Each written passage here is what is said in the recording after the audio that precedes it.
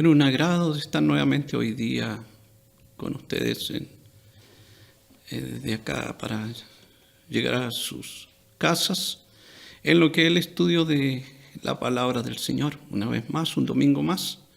Hoy la cita va a estar enfocada en el libro de Pedro, la primera carta de Pedro, capítulo 1, verso 15, en donde dice, sino como aquel que os llamó es santo, sed también vosotros santos en toda vuestra manera de vivir.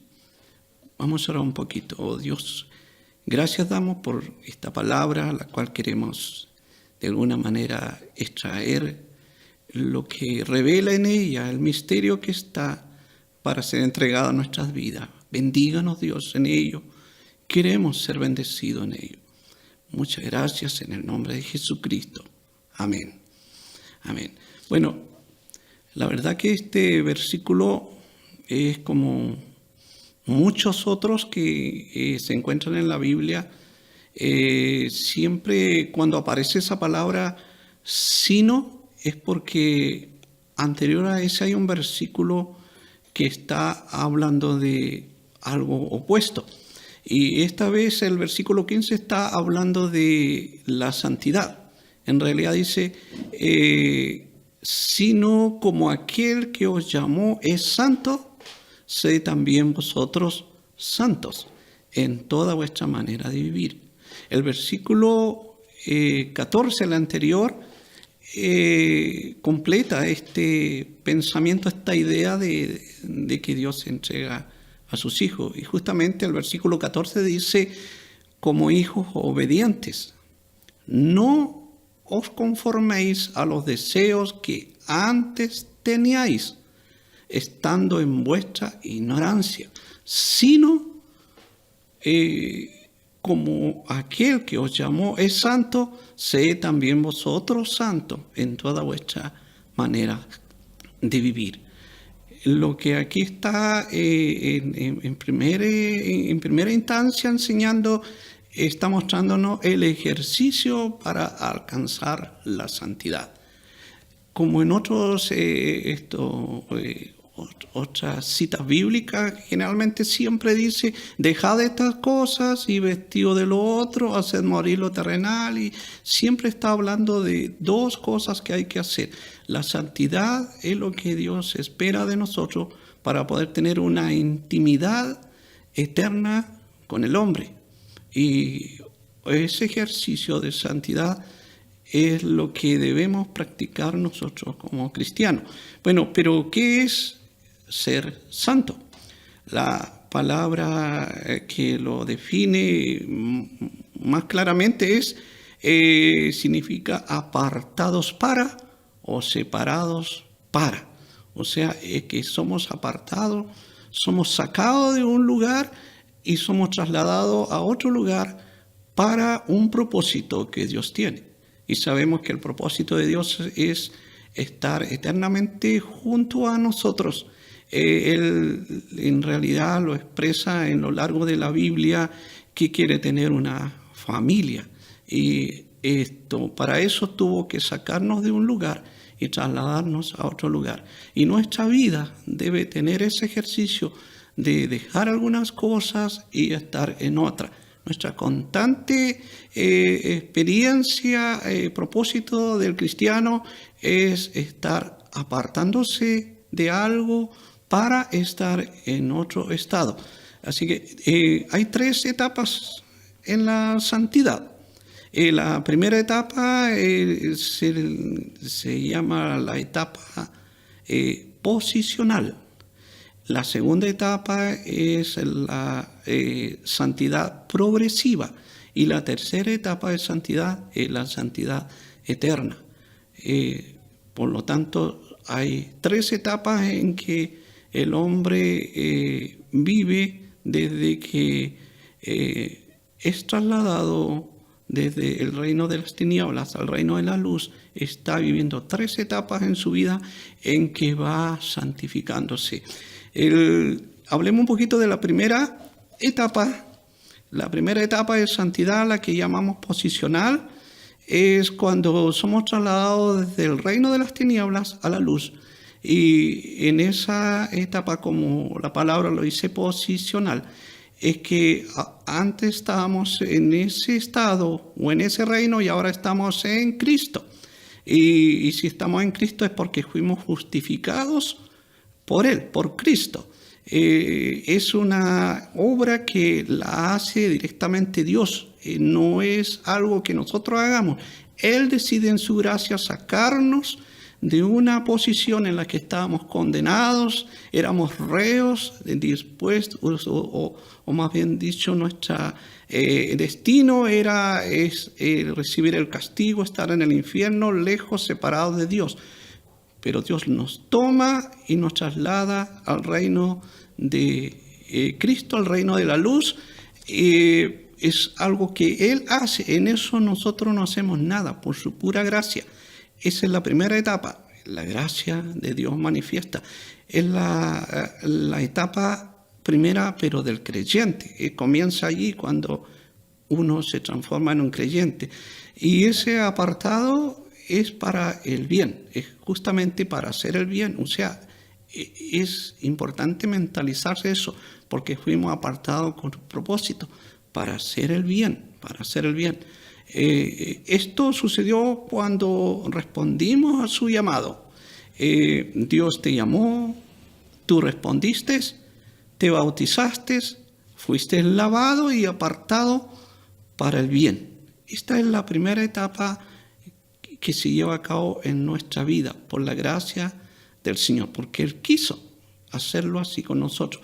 Hay un versículo que respalda esto, está en 1 Corintios 6:11 y dice así: y esto erais algunos, mas ya habéis sido lavados, ya habéis sido santificados, ya habéis sido justificados en el nombre del Señor Jesús y por el Espíritu de nuestro Dios.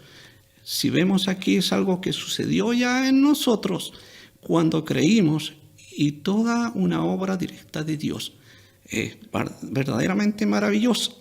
Ahora pasamos a la etapa de santidad, la progresiva, otra etapa que experimenta y vive cada creyente. Y esta es la etapa actual en la que nosotros estamos ahora. Es la etapa de transformación, en donde se va ejecutando esa transformación de nuestras vidas. Es una obra que es progresiva y que la ejecuta el Espíritu Santo y la ejecuta por medio de la palabra de verdad. Esa es la forma en que se va ejecutando la transformación de nuestras vidas, que también es por la gracia de Dios, porque Él lo está haciendo. Es el Espíritu Santo y la palabra va transformando nuestras vidas si es que nosotros nos dejamos que Él como Señor haga eso en nosotros. Ese es lo que está sucediendo actualmente en cada creyente. Este estado es presente en el creyente. Estamos en plena santificación. No es algo que se ha logrado, sino lo estamos viviendo ahora. Estamos apartándonos del mal. Es en realidad como somos ahora en nuestro andar. Eso significa en nuestro andar con Cristo, un andar con Cristo, ¿cierto? Estamos experimentando la santidad. Apartándonos del pecado es un actuar de nosotros, en donde vamos cediendo, vamos obedeciendo a lo que el Espíritu Santo está haciendo en nosotros. Y como Señor, Jesucristo está ordenándonos para que esa santificación, esa santidad, vaya avanzando y creciendo en nosotros. También hay un versículo que lo respalda en 1 Tesalonicenses 5:23, dice: y el mismo Dios de paz os santifique por completo, y todo vuestro ser, espíritu, alma y cuerpo sea guardado irreprensible para la venida de nuestro Señor Jesucristo.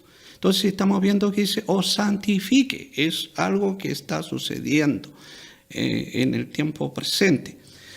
La etapa 3 de santidad eterna justamente es la eterna separación, es el estado eterno de gloria con Dios, es la etapa final. Esto está para el futuro, esto no lo estamos viviendo ahora, esto va a suceder en el futuro. La perfección de la santificación, separados completamente del mal, del pecado, como dice Apocalipsis, del dolor, de la muerte, de todo. Es una separación eterna, una santificación eterna donde no vamos a tener ningún tipo de relación con el mal, con el pecado. Por eso es que comienza diciendo Jesucristo en el versículo que leímos, dice, como aquel que os llamó es santo, sed también vosotros santos en toda vuestra manera de vivir, porque está enfocándose que al final del camino, para estar juntos, estar en una intimidad eterna con Dios, esto va a ser solamente posible si nosotros llegamos a ser santos. Y dice aquí, en este estado futuro, la perfección de la santificación y seremos separados del mal por toda la eternidad. Será como realmente seremos en su obra acabada y en su gloria. Cuando el creyente vea al Señor y sea transformado a su semejanza, separado del mal por la eternidad. También hay un versículo en que habla el apóstol Juan en su primera carta, capítulo 3, verso 2, dice: amados, ahora somos hijos de Dios y aún no se ha manifestado lo que hemos de ser, pero sabemos que cuando Él se manifieste, seremos semejantes a Él. Es importante eso, seremos semejantes a Él. ¿Por qué? Porque le veremos tal como Él es. Ahora, impresiona esta última palabra cuando dice le veremos tal como Él es, y anteriormente porque seremos semejantes a Él. Pero hay una cosa sorprendente, un verso sorprendente cuando en el libro de Hebreos menciona la Biblia, dice: sin santidad nadie verá al Señor. Y entonces esto nos preocupa un poco, porque el propósito de Dios es que seamos semejantes a Él para que podamos verle tal como es Él. Pero entonces aquí nos lleva a pensar en que en realidad debemos ser santos, porque de no le veremos. En el versículo que tenemos de base dice: como aquel que os llamó es santo, sed también vosotros santos en toda vuestra manera de vivir. Es entonces una necesidad de ser santo, y más aún en lo privado. ¿Y cuán santos debemos ser? Nos preguntamos. Bueno, debemos ser santos tanto en lo público como también en lo privado. En el trabajo, digamos, en casa, haciendo deporte, teniendo conversaciones con inconversos. En fin, podemos seguir enumerando varias cosas, al estar con los amigos, al estar mirando la televisión, al escoger qué ver, en fin, en tantas cosas que vivimos en el diario vivir, debemos ser santos, porque la palabra, acabamos de leerla, dice en todo. Dice. Entonces, debes ser fiel al Señor en tu santidad en todo tiempo. Pero es difícil para el cristiano ser fiel al Señor en su santidad en lo íntimo.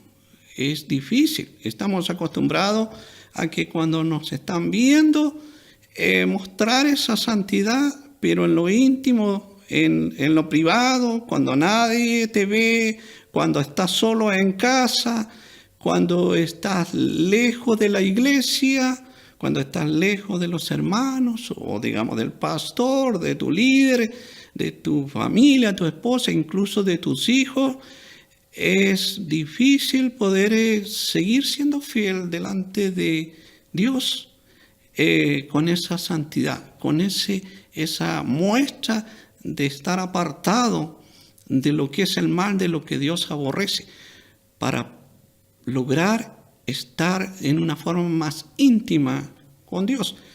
¿Estás siendo fiel en tu santidad a Dios? Es una pregunta. Pregúntate, hermano, ¿estás siendo fiel en tu santidad a Dios? ¿Por qué razón es tan difícil, se pregunta uno, tener una intimidad constante con Dios? Pregunto eso porque se entiende que para estar en intimidad con Dios se necesita santidad. Dios, cuanto menos santos seamos, más lejos va a estar nuestra relación. Él siempre atiende al que es más humilde y al que es más altivo. Hay un distanciamiento porque Dios es santo. Él por eso exige que seamos santos para estar más cerca de nosotros. Él dijo, sed también vosotros santos. Pero ¿por qué razón es tan difícil? Porque el cristiano no conoce a Dios lo suficiente. Ese es el motivo. ¿Por qué es tan difícil? Porque en realidad el cristiano no conoce a Dios lo suficiente y tampoco practica o cultiva en lo privado una relación real con Dios. No tiene esa práctica, no cultiva eso. Como seres humanos hemos llevado a hacer las cosas como se presentan o como vienen. No nos sacrificamos a disciplinarnos, a cultivar algo para que crezca en nosotros, ¿verdad? Y esto, ¿qué pasa con esto? Y esto lleva a una decadencia espiritual al creyente, al cristiano. En vez de una relación, en vez de que esa relación con Dios crezca, hay una decadencia. Recordamos en Oseas capítulo 4, verso 6, en donde Dios habla al pueblo de Israel en un momento y Él le dice, mi pueblo fue destruido porque le faltó conocimiento. Por cuanto desechaste, o sea, fue una decisión del pueblo, por cuanto desechaste el conocimiento, por eso es que le faltó conocimiento, y por ello yo te echaré del sacerdocio, y porque olvidaste la ley de tu Dios, también yo me olvidaré de tus hijos. Entonces hay una decadencia. Cuando no conocemos a Dios, esa intimidad no crece, esa relación no mejora. Eso es la consecuencia. ¿Qué hacer entonces? Debes alcanzar una relación íntima y mayor.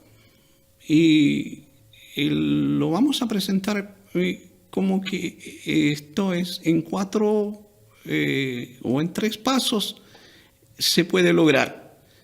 ¿Cómo se puede alcanzar una relación íntima y mayor en 3 pasos? Porque considerando esto, no basta saber de la fuente, debo conocerla, esa fuente, y luego debo relacionarme con esa fuente. Son 3 pasos. Yo puedo saber mucho de alguien, pero si no le conozco, esto no va a avanzar. Y si no me relaciono, tampoco va a avanzar. Y el propósito siempre es hasta llegar a ser como uno solo. Y esto lo vemos en una relación conyugal. La verdad es que en ello de repente se sabe algún hombre sabe de alguna mujer y luego ya la quiere conocer y luego se comienza a relacionar y muchas veces terminan casados y terminan siendo uno, como el modelo que Dios pone en una relación. También Jesús oró en el capítulo 7 de Juan, si no mal recuerdo, él decía en cuanto a sus discípulos, quiero que sean uno, así como tú y yo, Padre, somos uno. Ese es el propósito de la unidad. Pero esto, no olvidemos el punto, que es más posible en cuanto más santidad hay en nosotros.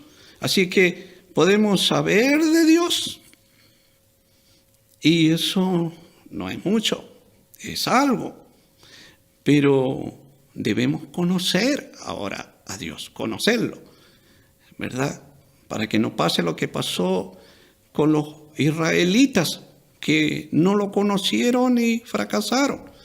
Debemos conocer ahora a Dios y luego debemos relacionarnos con Dios para que terminemos siendo uno como Él quiere, ¿verdad? Entonces en eso es santidad, es andar con Dios, andar con Dios. Muchas veces se dice, por ahí no, si andamos, y por ahí con quién andas. Se está hablando de dos seres, dos personajes que andan juntos, están juntos. Santidad es andar con Dios. ¿Qué es andar en realidad con Dios? Es seguir sus pasos o seguir los pasos de Jesús.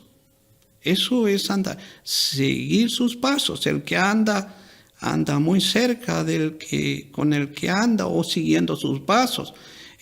Por ejemplo, su manera de vivir, la manera de vivir de Jesús, Él la dejó ahí en las Escrituras, conocemos cómo vivía Jesús. Eso es andar con Él, es vivir como Él vivió. Debemos compartir como Él compartía, debemos tener su carácter como el que Él tenía, no como el que muchas veces de pronto aparece un carácter completamente desconocido delante de Dios. Muchas veces hablando del tiempo del fin, cuando algunos tratarán de reclamar el que no se le está dejando entrar en las moradas eternas, Él dirá, nunca os conocí. Porque en realidad a veces nuestra forma de hablar, de pensar, de reaccionar, de decidir, de actuar, no es el carácter del Maestro, del Señor. Entonces, ese es andar con Dios, es seguir sus pasos. El trato y relación con los demás, como Él lo hacía, como Él nos mostró. Vivir cerca del Señor, en sus caminos, agradándole, siempre obedeciéndole. Andar con Él se trata más que nada de tu forma de ser, más que lo que tú puedas hacer. Está en lo que tú eres, porque eso te moverá a hacer cosas las cuales hizo Jesucristo. Considera también otra cosa, que muchos miran tu ejemplo, tu santidad más que nada.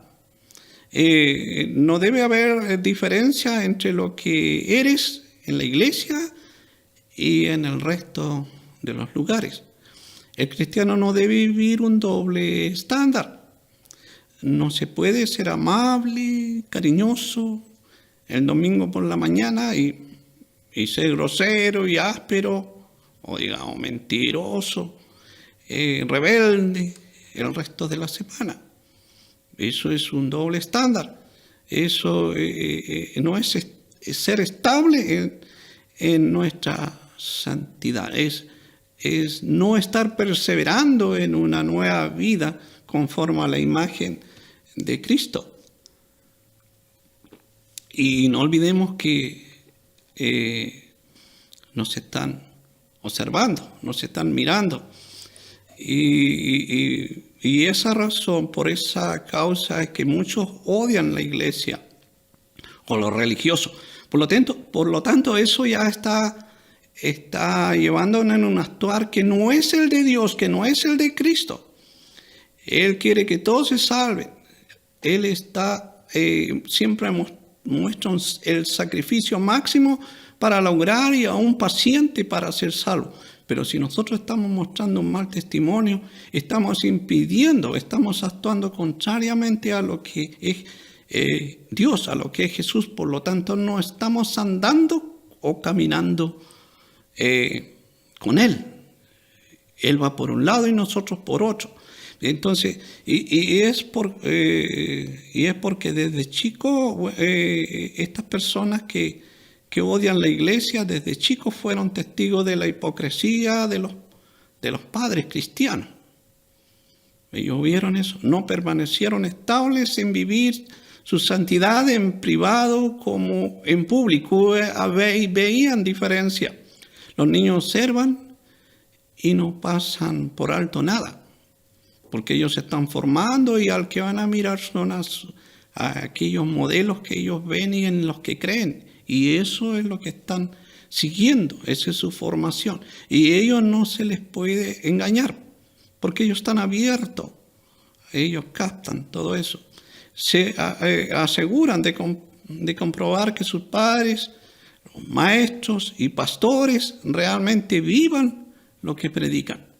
Entonces,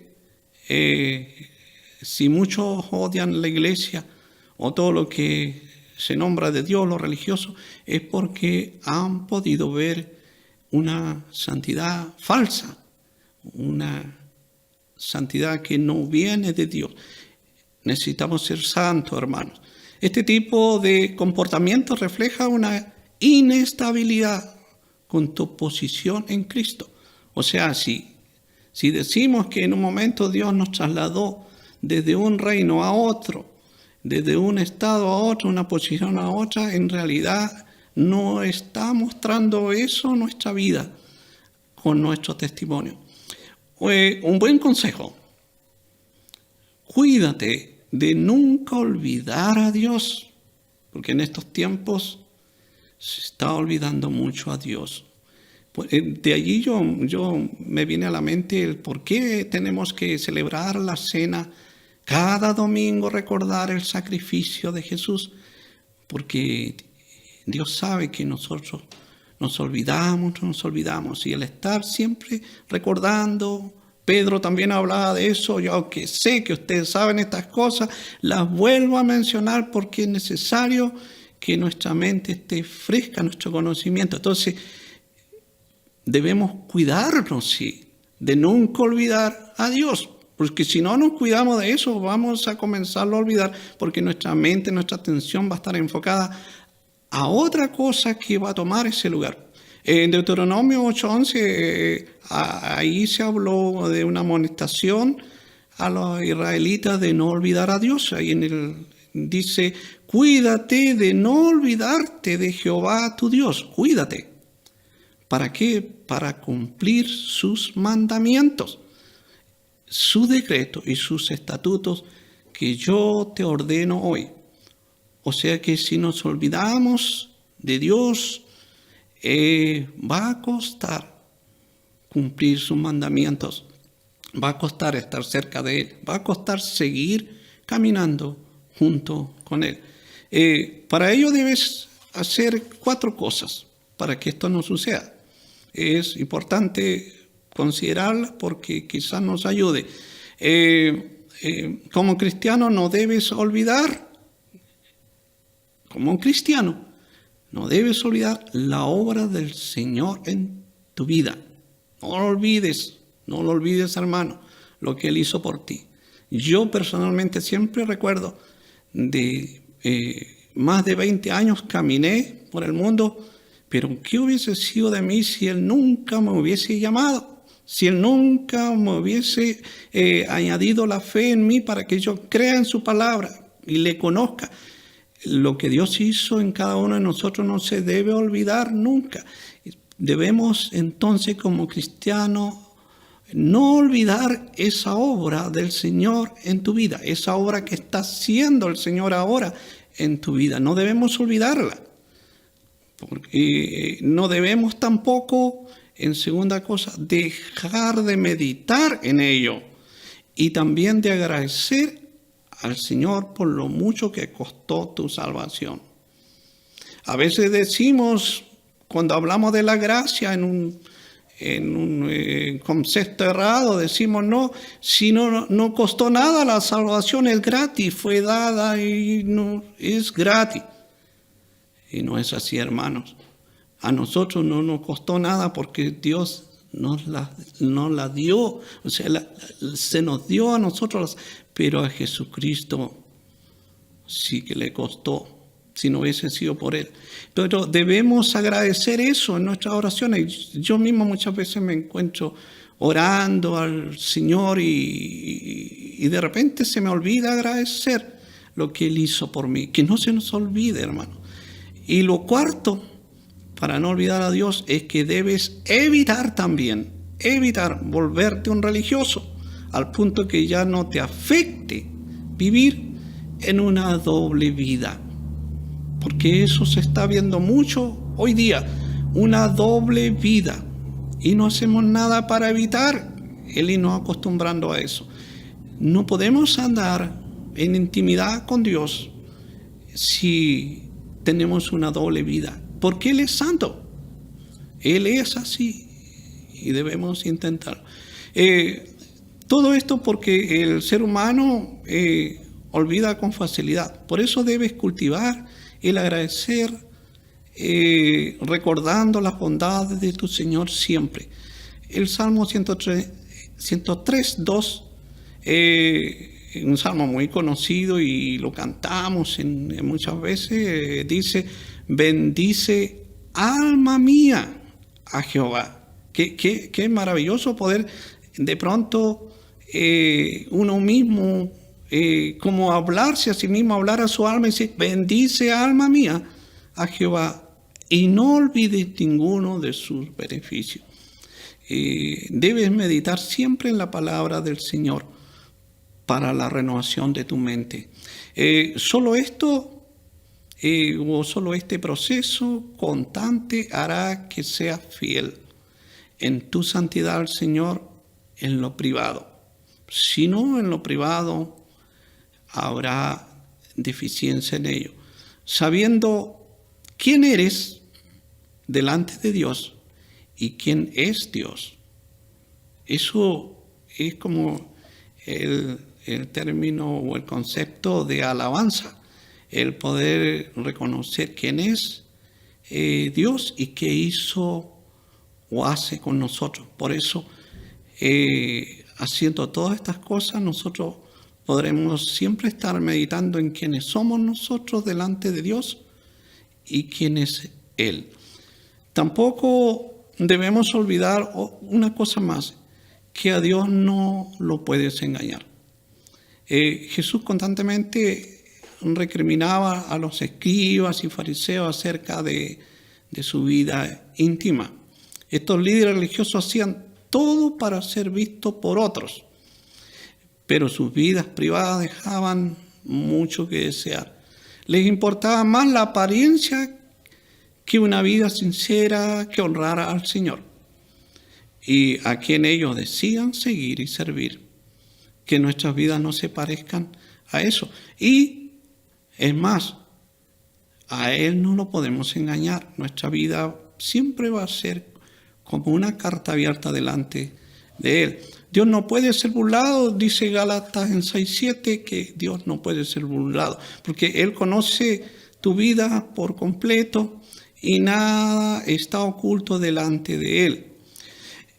Para ir concluyendo, en cuanto a este tema, debemos decir que en la intimidad de tu hogar es donde se forjará tu caminar cristiano. El carácter piadoso que puedas tener no comienza en la iglesia dirigiendo un servicio. Eso no te garantiza que tú seas santo, porque estás en la iglesia. En la iglesia es como si sacáramos una cantidad de velas afuera a pleno día, cuando el sol está alumbrando, no marca ni una diferencia.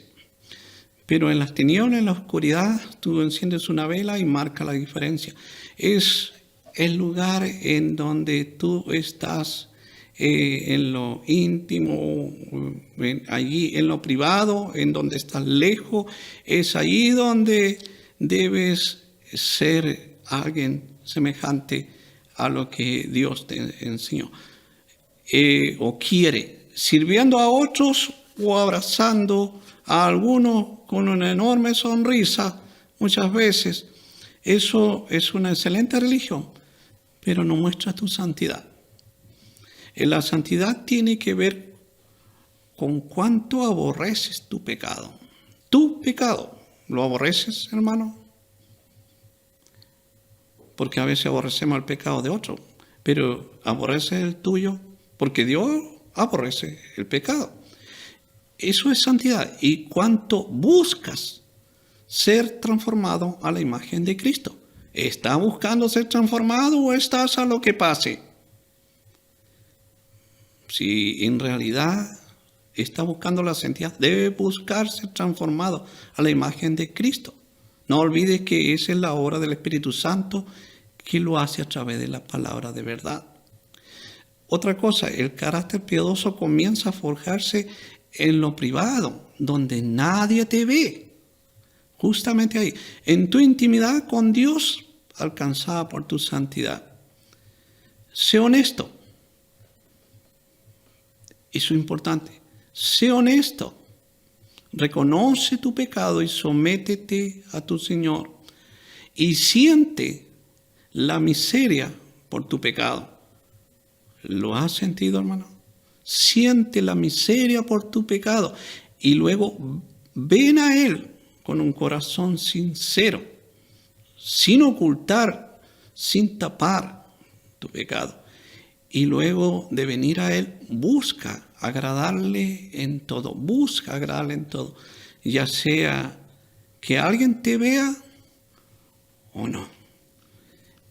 Entonces terminamos leyendo el versículo que tenemos de base, en donde dice lo siguiente, lo que leímos, dice: como hijos obedientes, no os conforméis a los deseos que antes teníais, estando en vuestra ignorancia, sino como aquel que os llamó es santo, sed también vosotros santos en toda vuestra manera de vivir.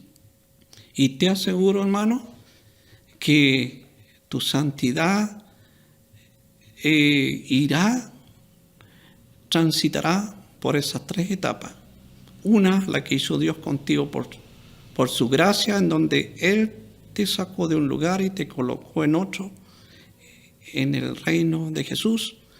Luego, en la segunda etapa, el Espíritu Santo está obrando en ti, transformándote, dejándote o quiere dejarte perfecto para que luego pases a la tercera etapa y estés en una eterna santidad junto a Dios. Dios le bendiga, hermano. Vamos a orar. Agradecemos, Padre, este tiempo de poder tener el privilegio y la bondad suya de poder entender la interpretación, la revelación de su palabra, de esos misterios que nos llevan a un acercamiento hacia su presencia, Dios. Gracias porque todo esto nos da vida y nos bendice en nuestro andar cristiano.